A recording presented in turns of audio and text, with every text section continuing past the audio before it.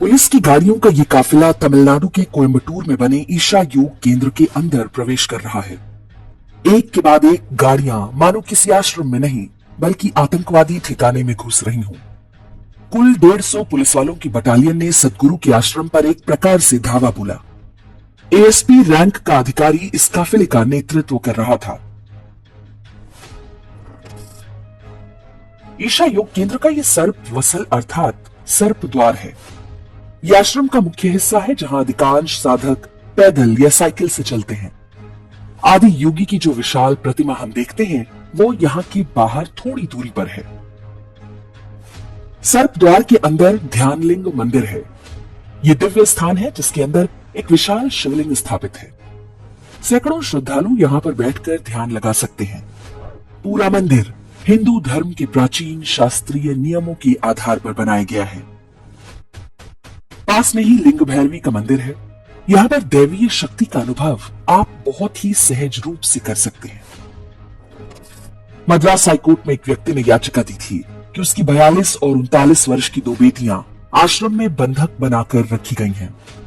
उनका brain wash कर दिया गया है ताकि वे परिवार से ना मिले।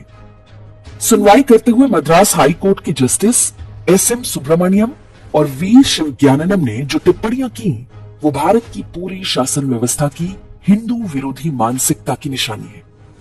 जजों ने कहा कि सदगुरु की अपनी बेटी की शादी हो चुकी है। वे अन्य युवतियों को अपना सिर मुंडवाने और संन्यास लेने को क्यों प्रोत्साहित कर रहे हैं। गीता और लता नाम की दोनों बहनें स्वयं कोर्ट में उपस्थित हुईं और जज से कहा कि हमने अपनी इच्छा से संन्यास लिया है, हम पर कोई दबाव नहीं है। दोनों बहनों ने इंग्लैंड और भारत से इंजीनियरिंग की पढ़ाई की है।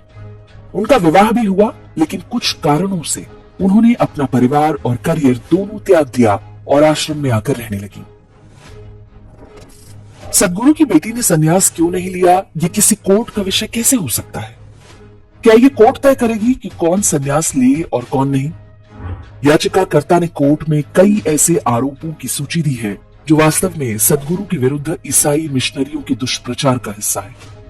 इसके बाद भी कोर्ट ने आश्रम के विरुद्ध लंबित आपराधिक मुकदमों पर रिपोर्ट मांग ली, जबकि सदगुरु के वकील ने स्पष्ट रूप से बताया कि आश्रम के विरुद्ध कोई आपराधिक मुकदमा नहीं है, सिवा एक केस के जो इसी याचिकाकर्ता ने दाखिल किया है।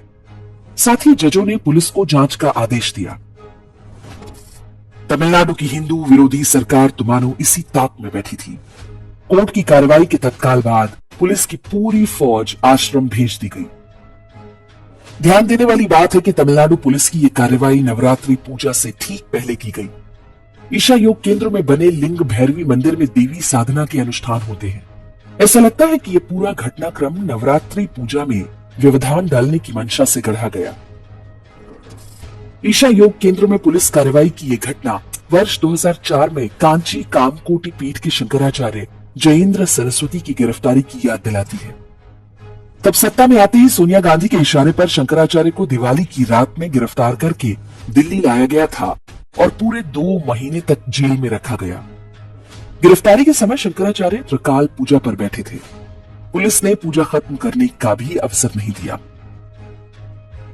शंकराचार्य पर हत्या का षड्यंत्र रचने और अश्लील सीडी देखने जैसे आरोप लगाए गए थे।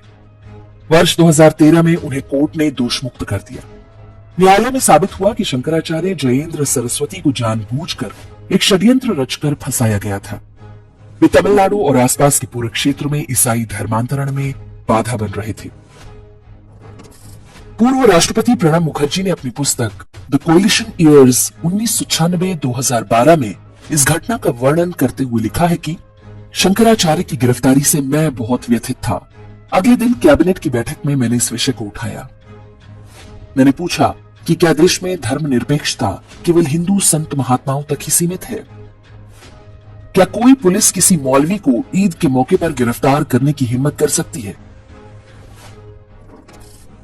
शंकराचार्य को झूठे आरोपों में जेल भेजने से लेकर तिरुपति मंदिर के प्रसाद में गोमांस मिलाने तक ईसाई तंत्र के पापों की सूची बहुत लंबी है। एक ओर सनातन धर्म और दूसरी ओर अब्राहमिक मजहब, दोनों के प्रति तंत्र का दोहरा मानक स्पष्ट देखा जा सकता है। ये वही न्यायपालिका है जो लव जिहाद में फंसाई गई हिंदू लड़कियों को ये कहकर उनके माता पिता को नहीं सौंपती कि वे 18 वर्ष से अधिक की हो चुकी हैं। ऐसी ढेरों हिंदू लड़कियां खाड़ी देशों में ले जाकर जिहादियों की भोग दासी बना दी गई, लेकिन किसी कोर्ट या पुलिस ने कभी किसी मदरसे या मौलवी पर ऐसी टिप्पणियां नहीं की होंगी जैसी एक हिंदू धर्मगुरु और उनकी संस्था पर की गई। देश भर में चर्च में आए दिन नन पादरियों का शिकार बनती रहती हैं। उनमें से कई की हत्या भी कर दी जाती है। Sister Jesina Thomas, sister Divya Johnny, sister Susan Mathew, Stella Maria जैसे अनगिनत नाम हैं। सिस्टर अभय की हत्या करने वाले फादर थॉमस स्कूटर और उनकी प्रेमिका सिस्टर सेफी को कोर्ट से किसी तरह उम्र कैद तो हुई, लेकिन हाईकोर्ट ने सजा पर रोक लगा दी। बिशप फ्रैंको मुक्कल का नाम तो भारतीय न्याय व्यवस्था पर एक प्रश्न चिन्ह बनकर खड़ा है। चर्च में दशकों तक ननों से बलात्कार करने वाला ये कैथोलिक दरिंदा कोर्ट से छूट गया, जबकि पूरी सुनवाई में एक भी पीड़िता ने अपना बयान वापस नहीं लिया था। सदगुरु और ईशा योग केंद्र में आपकी कोई श्रद्धा हो या नहीं, महत्वपूर्ण यह है कि तमिलनाडु के जिस क्षेत्र में वे काम कर रहे हैं वो ईसाई मिशनरियों का गढ़ है। आज बड़ी संख्या में न केवल स्थानीय लोग बल्कि देश विदेश के लोग उनके आश्रम में आकर साधना करते हैं। इसी कारण सदगुरु और उनकी संस्था लंबे समय से मुल्ला मिशनरी नेटवर्क की आंखों की किरकिरी बनी हुई है। उनके विरुद्ध किसी भी दुष्प्रचार पर आंख मूंद कर विश्वास करने से पहले एक बार स्वयं कोयम्बटूर जाकर ईशा योग केंद्र की गतिविधियों को देखें। हमने ऐसा किया है और हमें विश्वास है कि उन्हें लेकर संदेह का कोई कारण नहीं है। कुछ समय पहले जब महाशिवरात्रि कार्यक्रम में अली मौला गाया गया था, तब इंडेक्स पर हमने सदगुरु को एक खुला पत्र भी लिखा था। उसकी वीडियो का लिंक आपको डिस्क्रिप्शन में मिल जाएगा, इसे अवश्य देखें। ईशा योग केंद्र में छापेमारी बताती है कि भारत का सेक्युलरिज्म एक धोखा है। हमारा पूरा शासन तंत्र मूल रूप से हिंदू विरोधी और अब्राहमिक मजहबों का गुलाम है। सर्वोच्च न्यायालय ने विरोध को देखते हुए तमिलनाडु पुलिस की कार्रवाई पर रोक लगा दी, लेकिन ये इस बात की क्या गारंटी है आगे से ऐसा कोई षड्यंत्र नहीं रचा जाएगा। इसके विरुद्ध हम सबको खुलकर बोलना होगा। जजों का नाम लेकर मर्यादित भाषा में उनकी आलोचना की जानी चाहिए। यही जज हैं जो नुपुर शर्मा के लिए आग उगलते हैं, लेकिन उदयनिधि स्टालिन जैसे लंपट द्वारा हिंदू धर्म की तुलना डेंगू मलेरिया से करने पर भीगी बिल्ली बन जाते हैं। नेता हो या जज, ये सारे वास्तव में कठपुतली हैं। सबरीमाला से लेकर तिरुपति तक सारे हिंदू विरोधी षड्यंत्रों के पीछे एक ही गिरोह है। उन्हें रोकने का एक ही उपाय है कि हम एकजुट हों, उनके झूठ, पाखंड और षड्यंत्रों को उजागर करें। हमारा धर्म पापियों को दंडित करने की शिक्षा देता है। राष्ट्र के प्रति हमारा यह कर्तव्य भी है।